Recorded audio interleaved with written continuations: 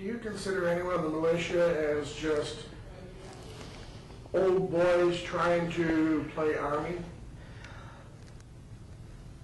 You might come across that, but I think what you'll find is that people will be discouraged once you get out in the woods and we actually do start walking and start shooting and start running through the woods in formations and drilling, that this isn't just play Army, this is serious business, and these are tactical skills that have applications and that you can use. So it's not play Army, it's more like doing militia. How does this fit into your everyday life? Very tightly. A lot of people have to give up a lot of things. People have to endure some domestic disagreements at times, do without sometimes much needed rest. You wedge it in where you can, and it depends on what the importance you place on your ability to protect yourself, to protect your country and your family. If you think it's important enough, you'll make the time. If you think it's okay to let somebody else protect you, like our armed forces or our police, well then stay home and watch a game. We're going to be in the woods. How do you feel that you have any ability to affect terrorism that may occur in this country? One well-placed shot would drop one terrorist in a given time. I think if terrorists would get the idea that Americans are prepared, angry, and armed, then they might have different ideas and might go terrorize some other country like France. Rabbit Leader, this is Turtle 1, over. Rabbit, though. Rabbit, this is Turtle, approximately 40 to 50 yards in front of our position. There is the objective, over. Understand, swinging around, right flank now. That's a good copy. When you're in position, give me a holler, over. Understood, over.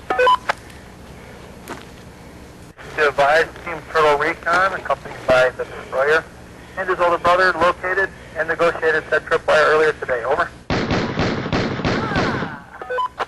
Now, what type of training do you do? What kind of training do you do? We do our basic level 1, which is shooting 8 out of 10 inch groups on 8 out of 10 shots on a 9-inch pipe plate at 100 yards.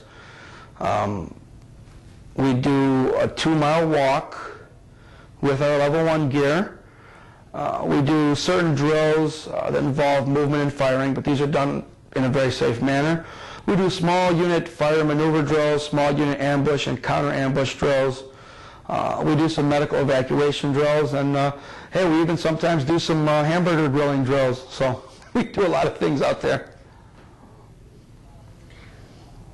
How do you feel that this will promote safety and security within your community and within your country? An armed community is a safer community. I mean, compare Kennesaw, Georgia, which mandates that everybody has to have a gun, versus the nation's capital, Washington, D.C., which pretty much mandates that only criminals can have guns. Where are you safer? You're safer in the armed society. The places that require gun ownership, and there are several places out west now that also do so, and Vermont, they all have much, much lower crime rates per capita than Washington, D.C., New York, Chicago, places where the common citizen is prevented from defending his life. They all have terribly high crime levels, so just being armed will deter crime. Why do you need to have assault weapons? Why do you need to wear camouflage? The term assault weapons is misleading. Assault weapons are select fire weapons which may be shot on semi-automatic, which is what we shoot, or full automatic, which has been illegal for a very long time now. If you mean black, ugly, scary, military-type looking weapons, one, we don't always use those. Some of us use beautiful wood weapons like the M1A, for example. And those of us that do tend to carry the ugly black military weapons do so because they are effective, and they're lightweight, and they're functional. We wear camouflage because it's durable, it's comfortable, and it serves to camouflage yourself in the woods, which is a tactical posture that we like to adopt. Do you really feel that terrorists or criminals or government types are going to attack you in the woods? No, but you have to be aware that Michigan is over 50% wooded as far as per acre. A lot of the training we do, a lot of the drills we do in the woods can be easily adapted to a city environment anyway. Taking a prone position and shooting from behind cover can be done behind a tree or behind a Volkswagen Rabbit. It doesn't matter. The ability to shoot and to shoot under pressure and to move from one position to the next is those are standard universal things that you could learn in the city or in the woods.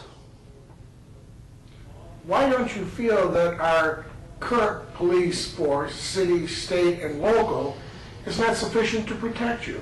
Why don't you feel 911 can assist you? It isn't so much that they're not willing or not capable. It's a matter of, do you want to place the burden of your protection on the taxpayers, which is how the police are funded. So if you are not armed and you just sit around and wait for someone else to protect you, you're burdening society with your defense.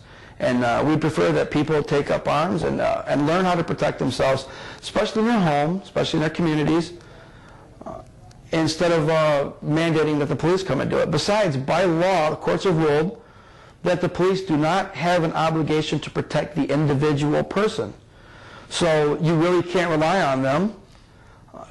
And how long does it take someone to come through your door and harm you? I mean, that's probably a lot longer than it takes for 911 to get there. Even in the best of circumstances, someone could come through your door with a knife or a hammer and finish you off before the call's even complete.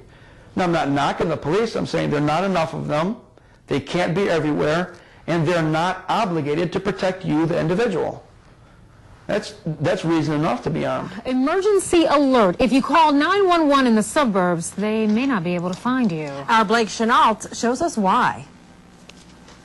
Some of the equipment here at the Macomb County Dispatch could be considered outdated, so there's a push for a new mapping system that would increase emergency response time while improving officer safety. Someone's got to get that. 911 dispatchers are having a hard time keeping up with an increased number of emergency calls in Macomb County. Growth is outpacing the system. New housing developments add to the workload because they're not on the computer maps yet.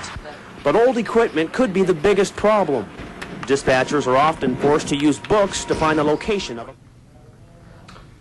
With the changing world and technology that we have, how do you feel that you could defend yourself against such modern technology that's available? Do you really think the militia has the ability to protect the community from modern threats, such as nuclear war? You cannot shoot a nuclear bomb. Well, you can't protect against a nuclear bomb just under any circumstances, but you can be prepared to survive if one hits nearby. And if you avoid being totally incinerated at the beginning, then by being armed or by being prepared, you have a better chance to survive and to help those around you survive. So, you can't survive a nuclear bomb. You couldn't survive if the sun went nova and an asteroid landing on your head would pretty much kill you. So there are things that you can't survive, but there are many more things that you can. Let's deal with what we can deal with, and the rest of the stuff, let's not worry about it.